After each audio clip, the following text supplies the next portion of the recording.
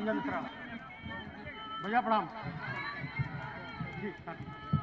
अब हमारे बीच में हमारी आदरणीय नेता आदरणीय प्रियंका जी हमारे बीच में है, आदरणीय किशोरी लाल शर्मा जी। ज्यादा लोग नहीं चलेंगे, आप लोग नीचे चलिए, ज्यादा लोग नहीं चलेंगे क्योंकि प्रियंका गांधी जिंदाबाद। नीचे नीचे हो जाओ, नीचे हो जाओ, नीचे हो जाओ, नीचे हो जाओ, नीचे जाइए, नीचे जाइए, नीचे नीचे नीचे नीचे जाओ, नीचे नीचे। बाल सफेद हो गए। सॉरी भाई। अर्जुन बोल रहे हैं तूफानों में आंधी में विश्वास है प्रियंका गांधी में। कांग्रेस पार्टी प्रियंका गांधी जिंदाबाद, राहुल गांधी जिंदाबाद, सोनिया गांधी जिंदाबाद, किशोरी लाल शर्मा जिंदाबाद। बहुत बहुत धन्यवाद साथियों। आज हम सबके बीच में हमारी नेता श्रीमती प्रियंका गांधी जी आप सबके बीच में आई हैं। कांग्रेस और इंडिया गठबंधन के प्रत्याशी अमेठी श्री किशोरी लाल शर्मा जी का स्वागत और अभिनंदन है। मैं चंद बातें कह के अपनी बात खत्म करना चाहता हूं। देखिए मेरी माताओं बहनें, ये चुनाव कोई आम चुनाव नहीं है। इस चुनाव में आपको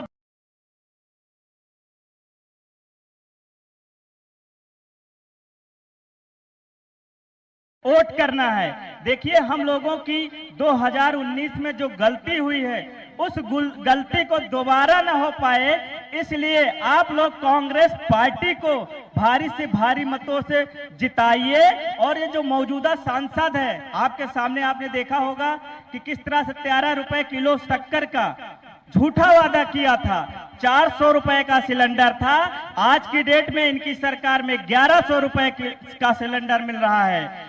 तो आप लोग समझ जाइए, कांग्रेस पार्टी को जिताइए। मैं ज्यादा समय नहीं लूंगा। एक बार कांग्रेस पार्टी, प्रियंका गांधी, किशोरी लाल शर्मा। बहुत बहुत धन्यवाद।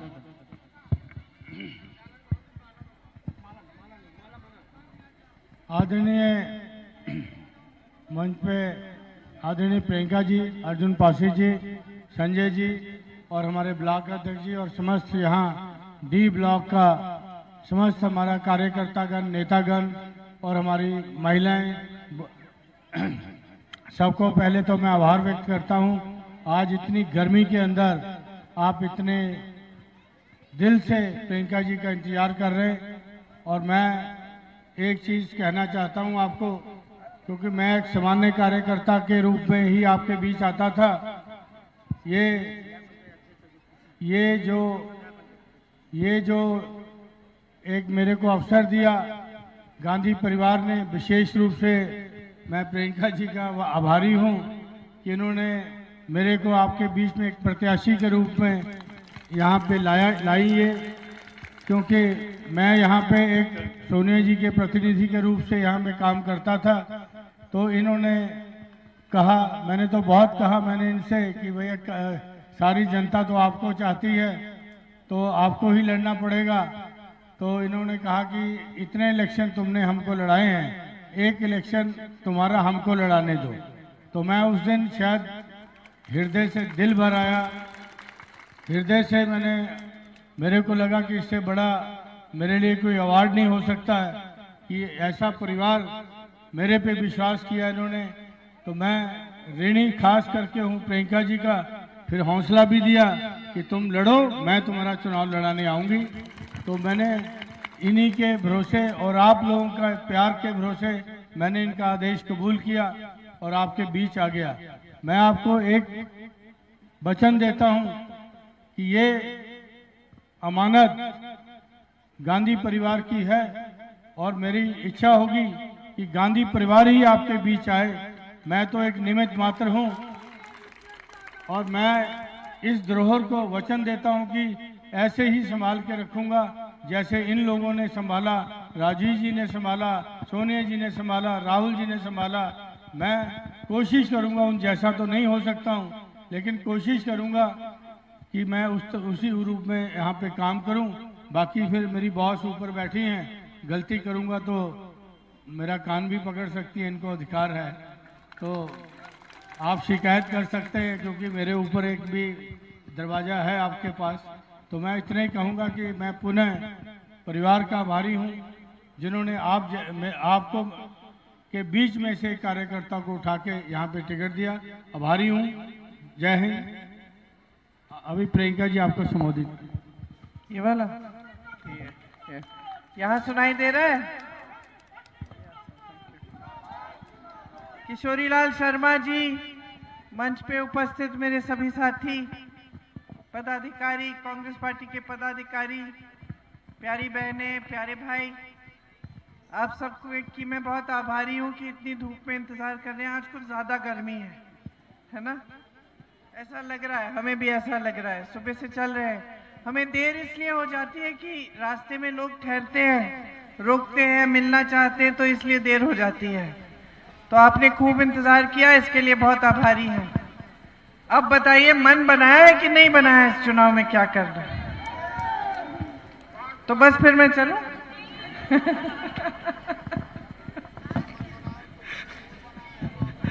अच्छा, मन क्यों बनाया बताओ?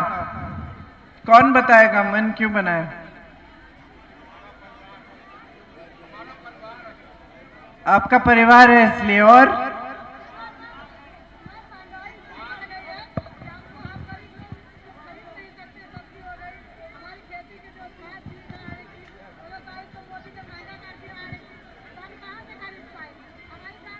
माइक दे दो।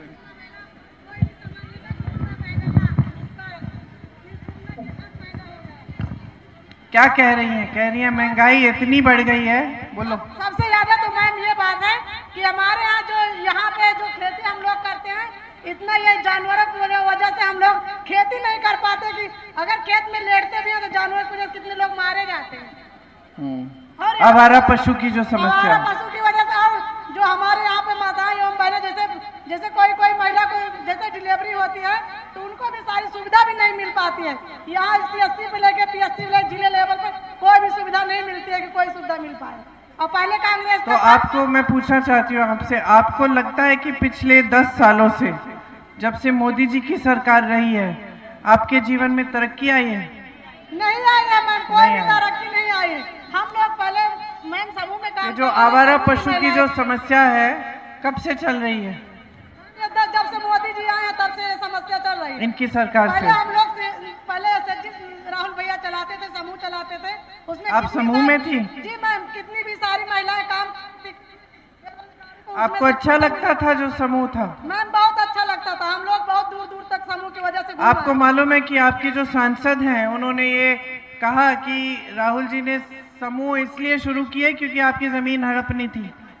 आपको मालूम है? जी मैम, ये हमारे लेकिन आपको मालूम है कि समूह से कितनी सुविधा हुई, कितनी महिलाओं की, है ना? बहुत सारी सुविधा हुई थी समूह से। जो लोग कुछ काम धंधा कर नहीं पाते थे, समूह से अपना पैसा लेके अपना रोजगार धंधा चलाते थे, अपने बच्चों को सही ढंग से मैं आपको बताऊं समूह कब शुरू हुआ?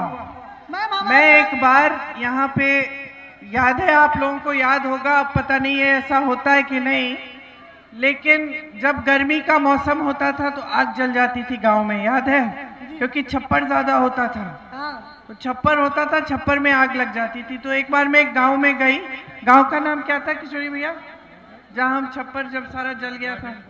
गाजनपुर देवरिया में गई, और वहां पूरी आग लग गई थी और महिलाएं बहुत दुखी थी। जो भी सामान था बेटी की शादी के लिए रखा हुआ था, बोरे में अन्न रखा हुआ था, सब कुछ जल गया था। उस समय जब मैं वापस आई अमेठी से, मैं दिल्ली गई, तो एक बड़ा समारोह था दिल्ली में। एक बहुत मशहूर एक इंसान थे जिन्होंने अपने देश में ये समूह बनवाए थे महिलाओं के, और खूब महिलाओं का विकास हो रहा था। भैया पहले मुझे बात करने दो, इनसे बाद में लिखना ना। तो मैं जब गई तो समारोह था, और वहाँ विदेश से एक आदमी आए थे, एक व्यक्ति आए थे जिन्होंने अपने यहाँ खूब बड़े बड़े समूह बनाए थे महिलाओं के लिए। उनको कोई बड़ी सी प्राइज मिल रही थी कि बहुत अच्छा काम किया था। तो मेरे मन में आया कि वहाँ हो सकता है तो हम अमेठी में क्यों नहीं कर सकते। तो फिर मैं वापस आई गाजनपुर देवरिया में, और वहाँ हमने सबसे पहले एक समूह बनाए, और सबसे पहली जो समूह की महिलाएं थी वो वहीं की थी। और फिर वहाँ से फिर ये परियोजना शुरू हुई, और जब भैया है सांसद बनके तो उनको ये परियोजना, उनको बहुत अच्छा लगा कि इसमें तो गांव की जो महिलाएं हैं इनका बहुत विकास हो सकता है, इनकी मदद हो सकती है। तो उन्होंने बहुत तेज़ रफ्तार से वो काम बढ़ाया, और बहुत सारी, मेरे ख्याल से जो हमारी यहाँ की परियोजना थी वो पूरे क्षेत्र में सबसे बड़ी परियोजना थी इस तरह की। लेकिन ये बंद क्यों हुई? क्योंकि इनकी राजनीति की वजह से, क्योंकि ये पूरी राजनीति करने के लिए इन्होंने कहा, झूठ फैलाए कि हम परियोजना से आपकी ज़मीन छीनना चाह रहे थे, पता नहीं कैसे कैसे झूठ बोले।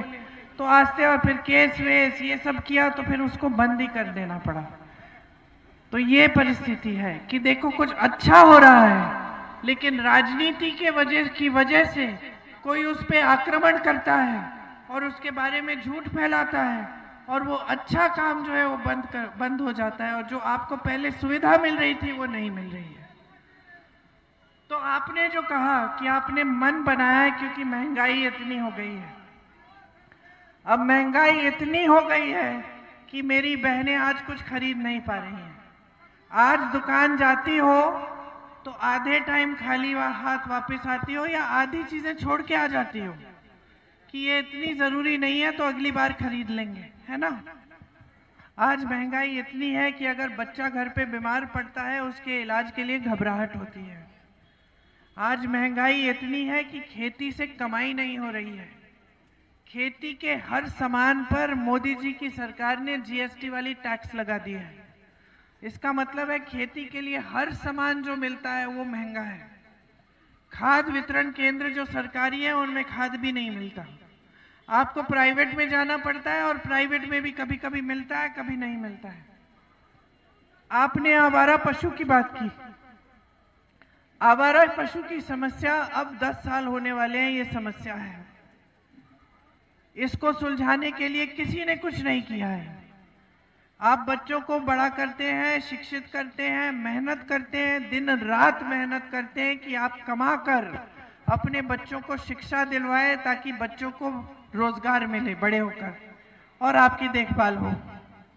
आज तमाम नौजवान शिक्षित हैं पूरे देश में, लेकिन रोजगार नहीं मिल रहे हैं। किसी ने बीटेक की है, किसी ने बीएस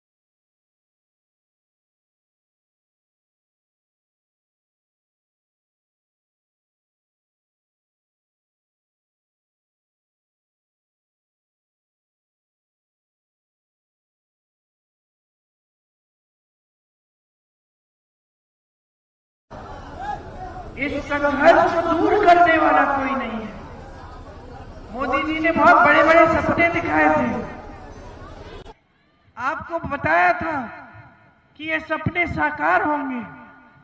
10 साल बीत गए हैं। 10 साल बाद मोदी जी के पास एक काम नहीं है दिखाने लायक। आपके सामने आते हैं तो वही पुरानी बातें। तब कहते थे सबका विकास, आज कहते हैं विकसित भारत। आज तो कह रहे हैं कि 2047 में 2047 का प्लान है। मैं तो कहती हूं भैया अगले साल का प्लान बना दो तो यही काफी है, क्योंकि 10 सालों से तो आपका प्लान नहीं दिखा कोई। 10 सालों से गरीबी बढ़ी है, महंगाई बढ़ी है, बेरोजगारी बढ़ी है, किसानों की मुसीबतें बढ़ी हैं, और आपके जो बड़े खरबपति मित्र हैं उनका जीवन खुशियों से भरा है। उनको आपने 16 लाख करोड़ कर्ज भी उनके माफ कर दिए। उनको आपने देश का कोयला दे दिया, देश की बिजली दे दी, देश की सारे खदान दे दिए। देश के बंदरगाह दे दिए, देश के हवाई अड्डे दे दिए, जो बड़ी बड़ी कंपनियां थी सरकारी, जिसमें से सबको रोजगार मिलता था। सब कहते थे एक जमाने में, मुझे याद है, हमें तो सरकारी नौकरी चाहिए। क्यों? क्योंकि सरकारी नौकरी अस्थायी होती है और फिर पेंशन मिलता है। आज ना पेंशन मिलता है पुराना वाला, ना आपको स्थायी रोजगार मिलता है। तमाम सरकार में पद खाली पड़े हैं, 30 लाख पद खाली पड़े हैं, मोदी जी की सरकार ने भरे नहीं हैं। 30 लाख पद खाली हैं, सारे नौजवान खाली हैं, तो पद भरो ना। किस लिए खाली रखे हैं? नहीं भरे। 45 सालों में सबसे ज्यादा बेरोजगारी आज है। 70 करोड़ लोग बेरोजगार हैं, कुछ नहीं किया। नौजवान भटक रहा है, बेरोजगार, कहीं दिहाड़ी ढूंढता है, कहीं ठेकेदार के लिए 2-3 दिन के लिए काम करता है, कहीं कच्ची नौकरी मिलती है, सरकार कुछ नहीं करती। तो देश की परिस्थितियां क्या है? खरबपतियों के लिए सारी नीतियां बन रही हैं। ये जितने भी टीवी चैनल आप देखते हैं, सब खरबपतियों ने खरीद रखे हैं। आपको जो दिखाते हैं वो सब बड़े खरबपति जो चाहते हैं, जो मोदी जी चाहते हैं वही दिखता है। इनकी साठ-गांठ है। मोदी जी ने सबसे ज्यादा चंदा ली है, उन्होंने ईमानदार है, सब भ्रष्ट हैं। किसी ने इस देश के इतिहास में इस तरह की स्कीम नहीं बनाई होगी कि जो भी चंदा मिलता है राजनीतिक दल को, वो देने वाले का नाम गुप्त रहेगा। जब सुप्रीम कोर्ट में गए, कोई गया, किसी ने केस डाला, तो न्यायाधीशों ने बोला कि ये तो बहुत गलत है, सूची जारी करो, किस किस से चंदा लिया। पता चला कि सबसे ज्यादा चंदा इस देश में बड़े बड़े खरबपतियों से मोदी जी और मोदी जी की पार्टी ने लिया। मोदी जी की पार्टी, भाजपा पार्टी 10 सालों में दुनिया की सबसे अमीर पार्टी बन चुकी है।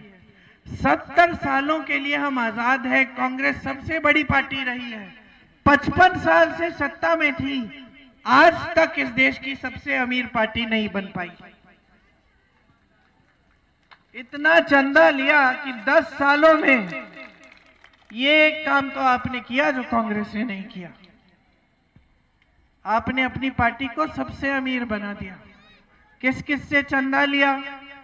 गुजरात में वो पुल गिरा था, सैकड़ों लोग मर गए थे, बह गए थे पानी में, उसको बनाने वाले से चंदा लिया। पुल, हाँ क्या बोला मैंने? हाँ पुल वाला, पुल गिरा, उससे चंदा लिया।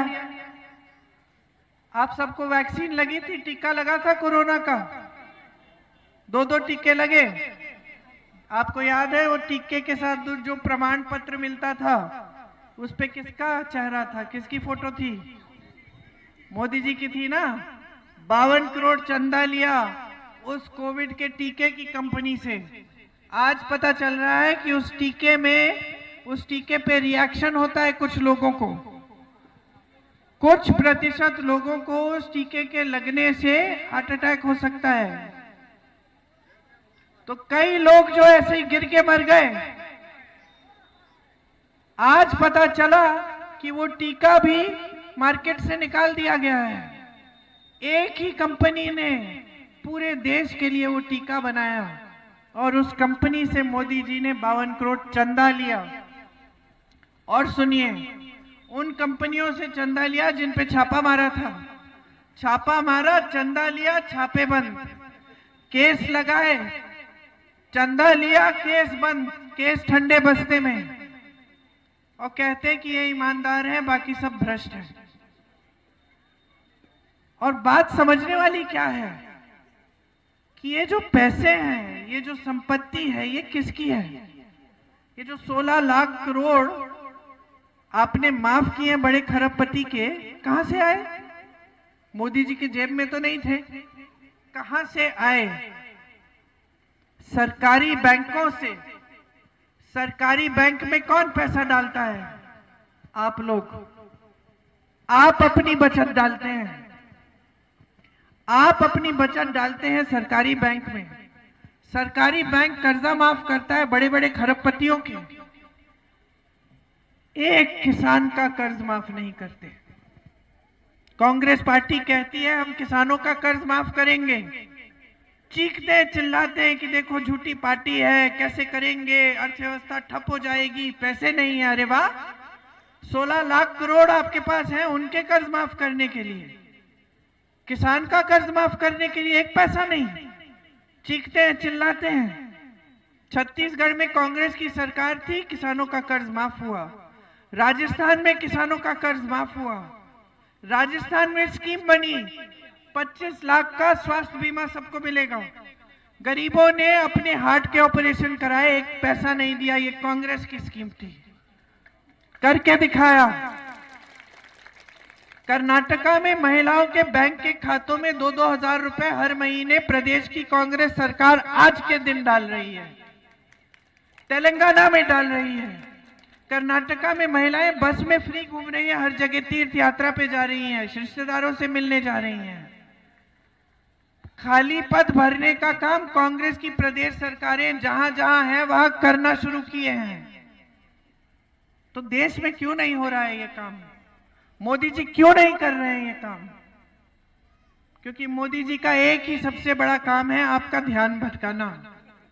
वो चाहते हैं कि हर चुनाव में धर्म की बात हो, इधर उधर की बात हो, ऐसी बातें आपको बताएं जो एकदम झूठ है कि कांग्रेस पार्टी धर्म के विरोधी है। अरे कांग्रेस का आधार ही धर्म था। कांग्रेस पार्टी के सबसे महान नेता कौन थे? महात्मा गांधी। महात्मा गांधी को जब गोली मारी नथुराम गोडसे ने, जब वो शहीद हुए इस देश के लिए, तो उनके मुंह से क्या निकला? हे राम, हे राम। भगवत गीता के सत्य की सीख पर चले महात्मा गांधी। पूरा जो आंदोलन चला जिस पे कांग्रेस पार्टी खड़ी हुई, वो सत्य के आधार पर आंदोलन था, एक धार्मिक आंदोलन था। और हम धर्म के विरोधी बन गए अचानक। तो झूठ फैलाने में माहिर हैं। यहां अमेठी में कितने झूठ फैलाए मेरे परिवार के बारे में, और इतनी जोरों से इन्होंने आक्रमण किया कि आपके व्हाट्सएप भर दिए, वीडियो आप भर दिए, झूठ झूठ झूठ झूठ। आप गुमराह भी हो गए, भाई को आपने हरा भी दिया।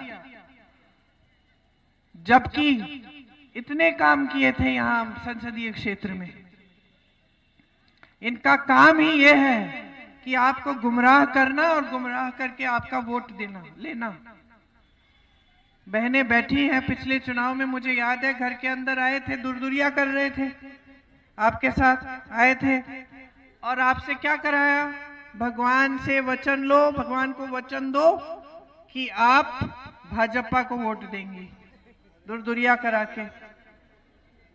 अब की बार भी करा रहे होंगे, करा रहे हैं। आपको क्या लगता है कि भगवान किसी राजनीतिक दल को वोट दिलवाएंगे? भगवान तो यही कहेंगे ना कि जागरूक बनो, सच्चाई को देखो, सच्चाई को पहचानो। तुम्हारा जीवन कैसा है? तरक्की हो रही है तुम्हारे जीवन में? ये नेता झूठा है कि सच्चा है? कुछ किया है तुम्हारे लिए? यही तो कहेंगे भगवान। और बताइए, मैं अपने पिताजी के लिए प्रचार करती थी, पूरे अमेठी में घूमती थी बचपन से। एक बार हमने भगवान के नाम, धर्म के नाम, जाति के नाम पे वोट नहीं मांगा। हम तो काम पे के नाम पे मांगते थे। हम तो गांव में जाते थे, कहते थे कि यहाँ सड़क नहीं थी, पिताजी ने ये सड़क बनवाई है आपके लिए, इस पे खड़िंजा लगवाना है, वहाँ इंडिया मार्क 1 लगाया है, वो पुल बनाना था, वो पुल बना रहे हैं। देखिए इतना बड़ा उद्योग खोला है अमेठी में, संजय गांधी अस्पताल बनाया है। ये बात करते थे हम चुनाव के समय। काम किया है तो काम के नाम पे वोट लो, जनता देगी। आपने दिया भी, आपने हमेशा दिया। आपने देखा कि हमारे परिवार के सदस्यों ने काम किया है, काम के आधार पर दिया।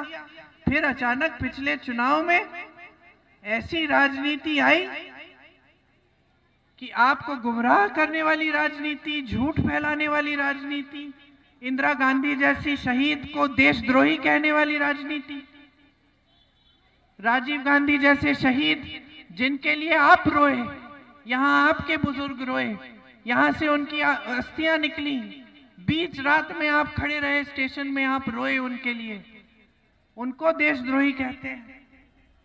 हमारे प्रधानमंत्री कहते हैं,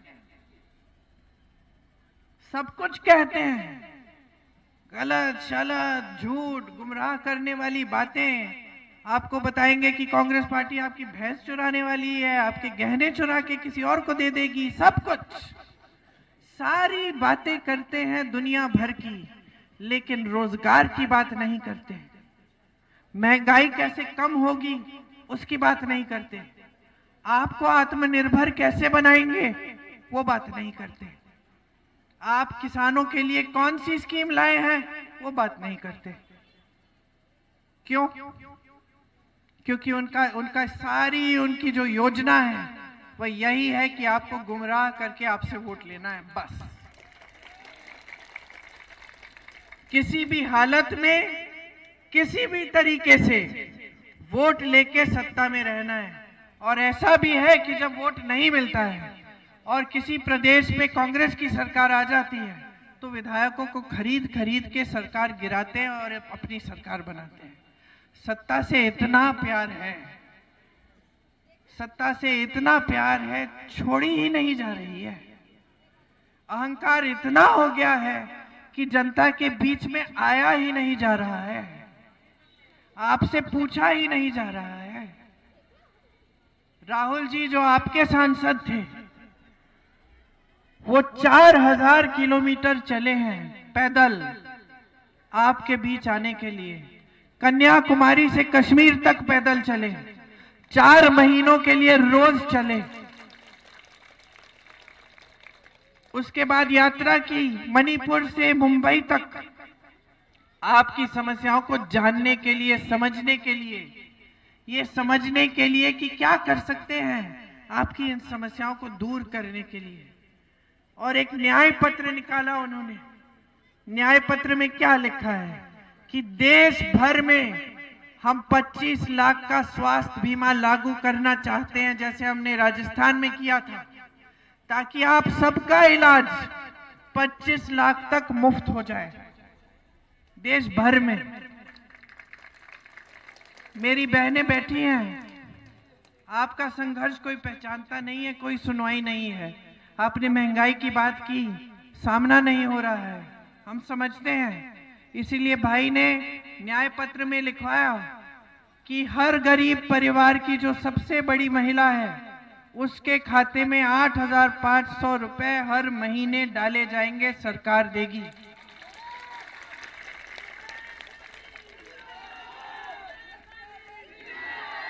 कुल मिला के एक साल में ये 1 लाख रुपए बनते हैं। आशा बहुएं, आंगनवाड़ी की बहनें, मिड डे मील की बहनें, आपका मानदेय नहीं बढ़ाया बहुत समय से। हम केंद्र से जो राशि आएगी इस मानदेय के लिए उसको दुगना करेंगे ताकि आपकी राशि आपका मानदेय बढ़ जाए। जितने भी पद खाली हैं, 30 लाख पद खाली हैं, उनको भरा जाएगा। जो बच्चे स्नातक पास हैं, सुन लीजिए, जो बच्चे स्नातक पास हैं उनको एक ऐसी नौकरी दी जाएगी, पहली नौकरी पक्की दी जाएगी, जिससे सुनिए, जिससे उनका हुनर भी बढ़ेगा, वो सीखेंगे और ऊपर से उनको 1 साल में 1 लाख की कमाई हो जाएगी उनकी। हर स्नातक बच्चे के लिए, पास बच्चे के लिए 5,000 करोड़ रुपए का फंड बनेगा, जिससे नौजवानों के कारोबार अगर वो शुरू करना चाहते हैं, छोटा बिजनेस, उसमें सुविधा मिलेगी। पेपर लीक के खिलाफ कानून आएगा, कोई पेपर लीक में शामिल हो, घोटाला करे, सख्त से सख्त कार्रवाई होगी। इस पूरे देश में न्यूनतम मजदूरी हम रखेंगे 400 रुपए, कोई ठेकेदार आपको इससे कम नहीं दे पाएगा। ये आवारा पशु की समस्या है, छत्तीसगढ़ की सरकार ने इसको हल किया। अच्छे अच्छे गौशालाएं बनाएं। मैंने आपको समझा दिया, इतने भाषण दिए, बार बार वही चीज बोल रहे, फिर से समझाऊं? तो जैसे छत्तीसगढ़ की सरकार ने वो सुलझाई वो समस्या, उस तरह से पूरी कोशिश करेंगे कि ये जो समस्या है आपकी, इसके लिए भी प्रोग्राम लाए हम, ताकि ये समस्या भी सुलझे। तो ये सब स्कीमें हैं जो हम आपके लिए ला रहे हैं। अगर हमारी सरकार बनती है, हमें मौका देंगे तो हम करके दिखाएंगे। हम चाहते हैं आप आगे बढ़ें, हम चाहते हैं कि आप आगे बढ़ें, कि खेती से फिर से कमाई हो, कि छोटे छोटे कारोबार मजबूत बने, उससे रोजगार बने, आपके बच्चों का भविष्य मजबूत हो, मेरी बहनें आत्मनिर्भर बने। आपको आज 5 किलो राशन दिया जाता है और कहा जाता है कि इसी में खुश हो जाओ। हम ये नहीं कह रहे कि राशन मत दो। कांग्रेस की छत्तीसगढ़ में सरकार थी, 35 किलो दे रही थी, अच्छा है, लेकिन इसके साथ साथ भी तो कुछ करो। राशन पर निर्भर क्यों कर रहे हो जनता को? इसके साथ साथ रोजगार दो, जनता को सक्षम बनाओ। जिसने हिम्मत की है अपनी दुकान खोलने की, छोटे छोटे कारोबार बनाने की, उसकी मदद करो, सहायता करो। जीएसटी से मार डाल रहे हो, नोटबंदी में मार डाल रहे हो, हर तरफ से जो नीतियां बन रही हैं वो गरीब विरोधी नीतियां बन रही हैं, और खरबपति फूल रहे हैं, फल रहे हैं। हम लोग उनकी शादियां देख रहे हैं सोशल मीडिया पे। इतना खर्चा तो कोई सोच भी नहीं सकता, इतने बड़े बड़े गहने, बड़ी बड़ी पार्टियां, और देश का गरीब उसी गरीबी की दलदल में रहे, खाई में फंसा रहे, सरकार की कोई सुनवाई ना हो। बहुत गलत हो रहा है, इसको ठीक करना है। यहां से एक राजनीतिक परंपरा बनी थी, देश के प्रधानमंत्री झुक के आपके पास आते थे, आपकी समस्याओं को सुलझाते थे, विकास कराते थे, आप डांट भी देते थे। यही परंपरा पूरे देश में होनी चाहिए। यहां अमेठी से शुरू करो, वही राजनीति वापस लाओ। किशोरीलाल शर्मा आपकी सेवा करेंगे, निष्ठा से आपके लिए काम करेंगे। 40 सालों से काम किया है, आप पहचानते हैं, जानते हैं, आपके बीच आने वाले नेता हैं। यहां से कांग्रेस पार्टी को फिर से जिताओ, यहां से पूरे देश को संदेश भेजो कि इस बार अमेठी की जनता जागरूक हो गई है, कि देश की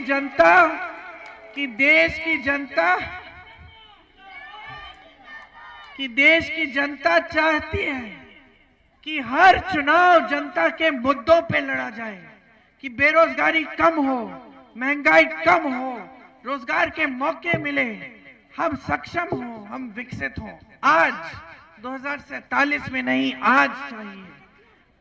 मजबूर करो नेताओं को कि आज बताएं आज क्या कर रहे हैं आपके लिए। यही आग्रह है आपसे। पहले बटन पे है कांग्रेस पार्टी का, आप तो जानते हैं कि पंजा है, जो पर्ची निकलेगी उस पे भी पंजा देखो, बटन दबाओ पर्ची निकलेगी, उस पे देखो, पंजा होना चाहिए। अगर पंजा नहीं है तो कांग्रेस के किसी कार्यकर्ता को जरूर बताओ कि भाई हम अंदर गए, हमने बटन दबाया लेकिन ये ठीक नहीं आया। एक बार मेरे साथ कहिए, जय हिंद, जय हिंद, जय हिंद। धन्यवाद।